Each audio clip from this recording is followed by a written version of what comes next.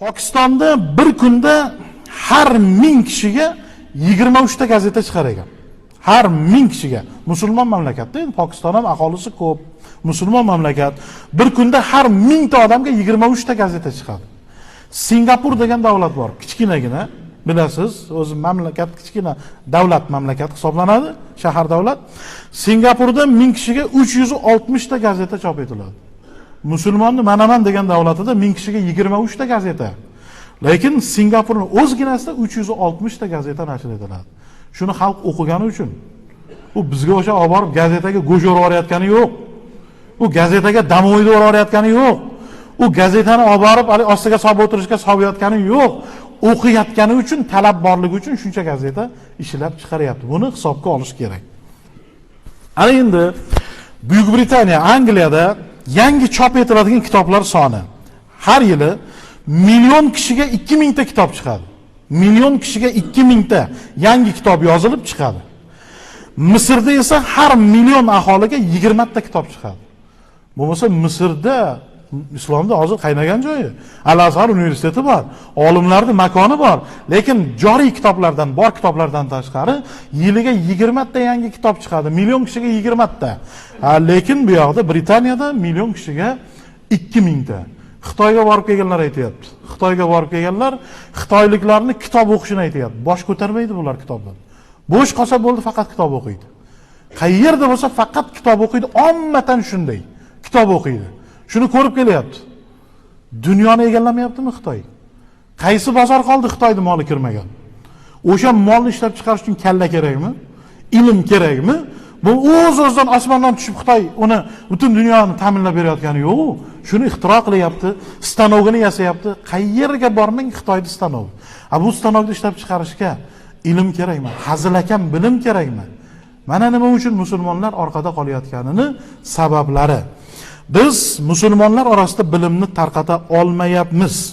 Mana endi ishlab chiqarishga bir narsaga qaraylik. Mana shu mamlakatlarda zamonaviy dunyoda bir ma'lum bir mamlakatda ilm-fan qanchalik rivojlanganini eksport qiladigan eng yuqori texnologiya vositalari sonidan bilsa bo'ladi.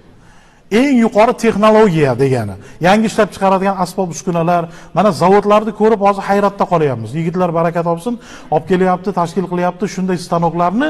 Qayerniki? Hammasi xorijniki. Hammasi g'ayriddin mamlakatlarniki. Masalan, Pokiston davlatining 1 yillik eksport tovarlarining 1% yuqori texnologiyalarga to'g'ri keladi.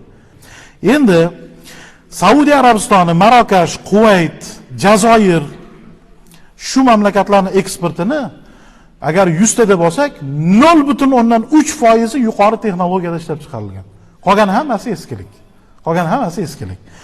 Singapur degan boyagi kichkina mamlakatda 58% mahsulot eng yuqori, eng yangi texnologiya asosida ishlab chiqarilgan. 58 qaytdi-yu, 1 qaytdi. 0.3 qaytdi. Kichkina mitti davlat chiqarayotgan narsasi. Endi ularni bir puliga ham bir qaraylik. Yalpi ishlab chiqarayotgan mahsulotiga. Qiziqarli ma'lumot shundaki, Islom hamkorlik tashkilotining 57 ta a'zosining 1 yillik umumiy ichki ishlab chiqargan mahsuloti 3 trillion dollarga bormas ekan.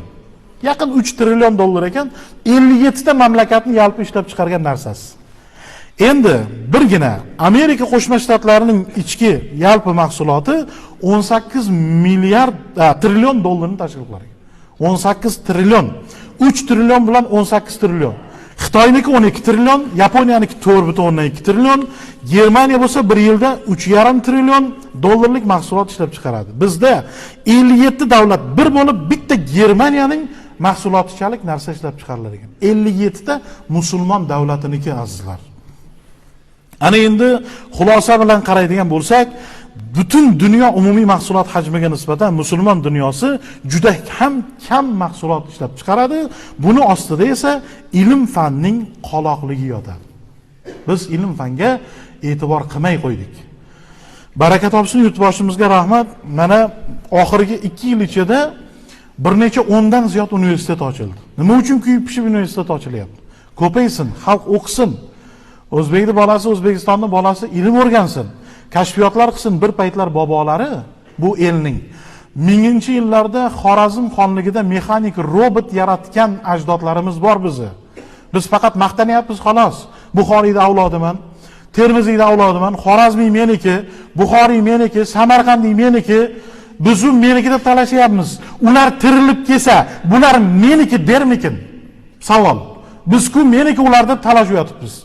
Lekin ularni birortasi tirilib kelsa, bular meniki dermikin? Qaysi birimiz shu zotlarga munosib ilm fan uchun harakat? Bizga to'y kerak. Bizga qo'y kerak. Bizga orzu havas kerak. Bizga qimmatbaho mashinalar, kimozlarga musobaqalar, ana yerda yo'lda katta yo'l nariyog'ida urushtiriladigan itbozorlar, uloq tashashlar, bizga mana shunaqa narsa kerak. Chilimxonalar kerak, ilmxonalar emas. Mana holat qay darajaga borib yetdi. Bundan buyoqdachi palonchi bolangni o'qit desa nima ekan, kontrakt qimmat bo'lib ketdi. Endi boyning bolasi o'qiydigan bo'pti, kambag'alning bolasi o'qimaydigan bo'pti. So'rab ko'ringchi, kontraktni necha pul ekan? 9 million, 12 million, 5 yilga borsa 60 million. Bismillah deganda 100 millionlik mashina minyapmiz u. Bismillah deganda u nariyani qo'ying. Mayli, qarshiligimiz yo'q. Allohning bergan ne'mati, mashinani ham minish kerak, uyini ham solish kerak, lekin birinchi xarajat ilm fanga, farzandlarning ilmiga, taraqqiyotiga ahamiyat bermas ekanmiz. Biz ertangi kun kelajak kimning qo'lida? Kelajak ilmnikida. Kimda ilm bo'lsa, kelajak shuniki bo'ladi. Bundan buyog'ida ilmli odam. O'ylab ko'ring, mana shu qo'limizda telefon. Ichida nima bolalar bor, nima narsa yo'q. Buni mana shu mag'ribdan mashriqqacha bo'lgan hamma ma'lumotni ichkariga joylab qo'yibdilar.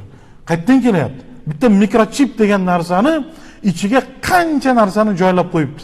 Biz buni hali yo'lni ham topa olmayotibmiz. Qayerni bosishni ham bilmaymiz.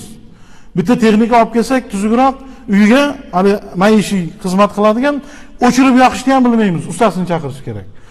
O'shani bir paytlar bizni bobolarimiz kitoblarga tenglamasini solib, formasini ishlab chiqarib berib ketgan edi aslida. Lekin afsuski biz bugun orzu havasni qurboniga aylanyapmiz. Mol dunyoni xirsiga aylandik, xorisiga.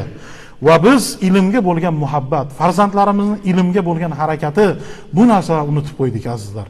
Tug'ilgan kunni mana bunday qilib rivojlantirib qilib berayotgan ota-ona farzandiga kezi kelganda bitta kitob olib berishga, qo'shimcha 2 soat dars qildirishga ahamiyat qilmayotganimiz bu biz uchun musibat. Bu biz uchun achinarli holat.